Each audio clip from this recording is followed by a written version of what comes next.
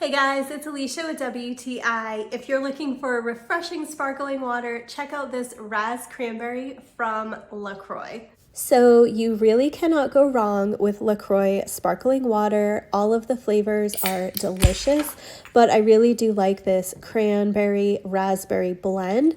It is a little bit tart, it has a beautiful aroma, and it's so refreshing. If you are a sparkling water drinker, you know it is all about the bubbles, so check out the bubbles on this.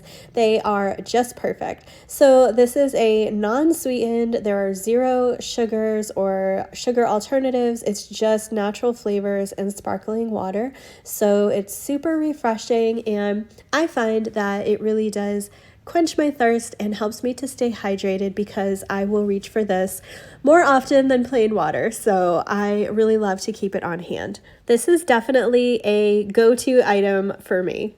So I absolutely love this flavor. It is super refreshing and I think you'll love it too. And that's my point of view.